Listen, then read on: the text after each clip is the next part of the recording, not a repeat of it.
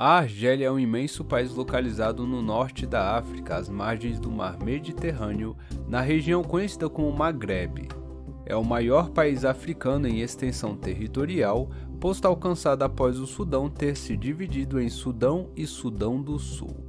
Portanto, é um posto adquirido recentemente, em 2011. E ô pessoal, beleza? Tudo bem com vocês? Aqui quem fala é o Zek, em parceria com o professor de História Tiago Almeida, pela Historização da África. Hoje iremos falar do nosso nono país. Aproveita e se inscreve para a gente atingir a 100 inscritos e vamos pro vídeo. A maior parte do território argelino se encontra dentro do deserto do Saara. A capital do país é Argel e a população do país gira em torno de 44 milhões de pessoas. E a história da Argélia é tão antiga quanto a história da humanidade. Existem vestígios humanos de milhares de anos. Vestígios de populações nômades que traçavam rotas pela região. Mas em relação à população sedentárias, ou seja, com moradia fixa na região, os berberes são os mais antigos habitantes do território que hoje corresponde à Argélia, e até hoje esses berberes correspondem a aproximadamente um quarto da população total. Os berberes são grupos linguísticos que, culturalmente, são bem diversos, mas possuem a língua em comum. E é importante também dizer que a população geográfica da Argélia fez com que vários impérios e civilizações exercessem domínio sobre o território ao longo da história. Um deles foram os cartagineses, os púnicos, que por volta do ano 1000, antes da nossa era, dominavam quase toda a região do Mediterrâneo, inclusive o território argelino, que à época, como foi dito, era ocupado por berberes que sofreram investidas dos cartagineses, e uma parte foi obrigada a se submeter às leis dos cartagineses.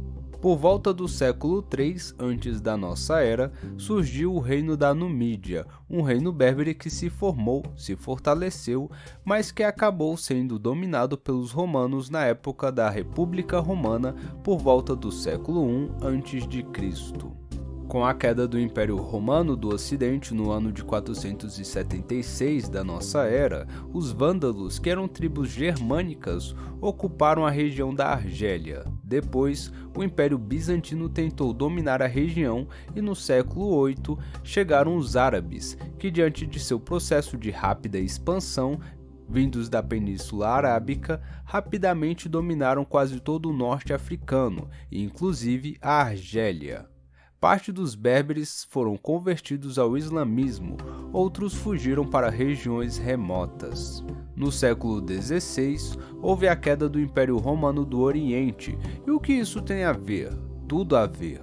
O Império Turco-Otomano dominou a Europa Oriental Bizantina e se expandiu e ocupou a região, anexando a Argélia ao seu império. E esse domínio durou até 1830. Ano que a França invadiu a Argélia e, a partir de então, buscou estabelecer o domínio entre os argelinos. Inicialmente, a região se tornou um ponto de parada de mercadores advindos de Marsella, que tinham como objetivo estabelecer uma boa posição para o comércio ali nas cidades costeiras e em Argel. Depois, os franceses passaram a se expandir em direção ao interior. Parece que a história do mundo passou pela história da Argélia, e é verdade. Até a arte foi influenciada pela Argélia, Renoir que o diga com a pintura a óleo Mulheres Parisienses com trajes da Argélia, título O Harém, e Delacroix com mulheres argelinas em sua casa, ambos artistas franceses do século XIX. E no século XX, Pablo Picasso, mestre do cubismo, produziu uma série de 15 pinturas intituladas Mulheres de Argel. Mas é importante destacar que a presença francesa não foi recebida pacificamente, sem resistência. O nome importante dessa resistência foi o nobre Abd al-Qadir, que liderou uma resistência armada contra os franceses ainda na década de 1830, mas não conseguiu conter o avanço francês. Mas os muçulmanos argelinos organizaram mais levantes nas décadas de 1860 e 1870, que para eles eram encarados como jihad, ou guerra santa. Junto ao avanço francês, vários imigrantes franceses começaram a chegar para ocupar as terras cultiváveis da Argélia. O governo francês estimulou a ida daqueles que tinham dinheiro para cultivar as terras da Argélia, mas a mão de obra nas lavouras era principalmente de trabalhadores agrícolas árabes. Já no início do século XX, a França concedia certa autonomia aos colonos brancos por meio de delegações financeiras. E a administração da Argélia deveria seguir um modo de administração aos moldes franceses. Inclusive, os colonos franceses e seus descendentes na Argélia e até judeus argelinos conseguiam a cidadania francesa, mas os muçulmanos não. Estes recebiam um tratamento diferenciado e tiveram de conviver com vários confiscos de suas terras, sobretudo após levantes muçulmanos contra a presença francesa. As obras feitas pelo governo francês, sobretudo entre 1871 a 1919 na Argélia, como a construção de estradas, portos e ferrovias, tinham o objetivo de beneficiar apenas colonos europeus. Aos árabes, argelinos e judeus que se recusavam a se ocidentalizar culturalmente, restavam as péssimas condições de vida. Nem as escolas construídas beneficiavam os nativos árabes argelinos. Em 1919, os franceses criaram a Lei Jonard, que abria uma brechinha bem pequena de participação de argelinos na política colonial, mas era necessário preencher alguns requisitos: ter servido no exército francês, saber falar, escrever e ler em francês e possuir um imóvel rural. Preenchendo esses requisitos, podia-se até votar para prefeito na Argélia. Até o fim das contas, isso incluía menos de 500 mil de argelinos no direito de participação política no próprio país. Nesse contexto, surgiu no começo do século XX um jovem chamado Khalid, neto de Abd al-Qadir, que liderou a resistência argelina contra a invasão francesa no século XIX. O jovem fundou um partido político, se candidatou e conseguiu forte apoio local. Mas era visto como uma figura perigosa e Khalid foi obrigado a sair da Argélia. Enquanto isso, ainda nos anos 1920, começavam a surgir os primeiros movimentos de caráter revolucionário pró-independência, organizados por estudantes do Maghreb, com a estrela norte-africana, ENA, que logo foi posta na ilegalidade. Depois surgiu a União dos Muçulmanos Norte-Africanos, a UMNA, fundado por Messali Hadji, também posta na ilegalidade em seguida. E esses movimentos possuíam como característica comum a presença do islamismo sunita, ou seja, um nacionalismo, mas defensor também da religião islâmica, que sofria com preconceito francês, por serem tratados como pessoas de segunda categoria. Messali Hadji acabou fundando o Partido Popular Argelino, PPA, que foi um dos responsáveis por inicializar a mobilização argentina rumo à independência da França. Havia grupos que defendiam adquirir a cidadania francesa, que muitas vezes estava ligada a uma assimilação cultural e apagamento da cultura árabe berbere argelina.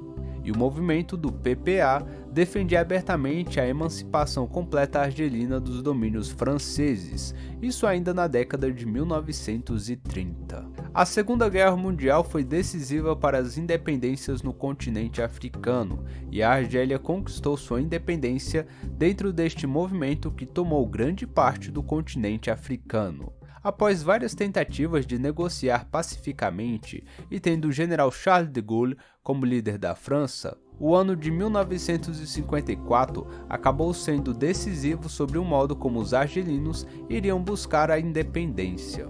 E a escolha para essa conquista foi a luta armada.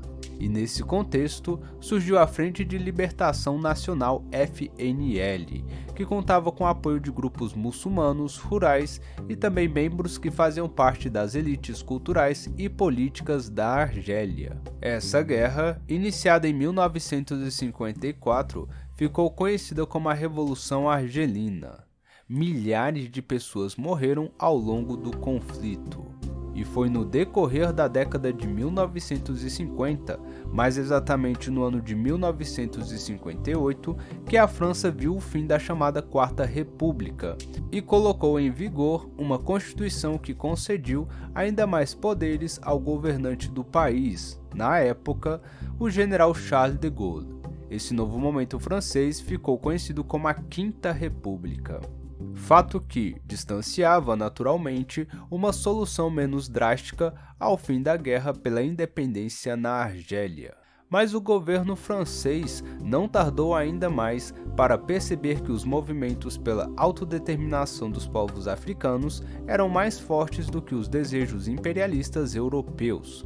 A FLN não recuou nessa luta contra os Pieds Noirs, ou Pés Negros, como eram chamados os colonos franceses. Charles de Gaulle estabeleceu um diálogo entre a França e os líderes dos movimentos de independência e, finalmente, em 3 de julho de 1962, foram assinados os acordos em Évian, na França, reconhecendo a independência argelina. Mohamed Ahmed Ben Bella foi o primeiro presidente da Argélia e já assumiu com uma imensa responsabilidade de pacificar o país devastado pela guerra, que matou pelo menos 300 mil argelinos. Além dos problemas econômicos e sociais herdados desse processo de ruptura com a França. Em 1991, uma guerra civil estourou no país. O conflito envolveu o governo contra grupos rebeldes islâmicos ligados à Frente Islâmica da Salvação, FIS, partido que ameaçava a hegemonia do governo. O conflito teve como estopim o cancelamento das eleições por parte do governo, controlado pela FLN. Essa guerra deixou como saldo aproximadamente 200 mil mortos. O governo saiu vitorioso quando conseguiu neutralizar outro grupo envolvido, o Grupo Islâmico Armado GIA, em 2002. Hoje, a Argélia possui uma economia muito ancorada nos ganhos com recursos naturais, como petróleo e gás natural. Apresenta um dos melhores índices de desenvolvimento humano do continente africano, considerado alto. E olha que até o início deste século, o país estava em uma guerra civil. Bem pessoal, é isso, esse aqui foi o nosso vídeo pela Argélia. Nós agradecemos ao Thiago Almeida por fazer essa pesquisa e roteirizar, e eu aqui tentei dar o meu melhor na edição, na leitura também e na arte do vídeo de hoje. Então, se você gosta do nosso trabalho e quer dar uma força, você pode se inscrever e nos ajudar a chegar aos 100 inscritos antes do final do ano, e também deixar o teu like e também compartilhar ali com os teus familiares ou nos teus grupos. É isso aí, fontes na descrição do vídeo, assim como nossas redes sociais, e é isso. Muito obrigado por tudo, valeu, falou e fui!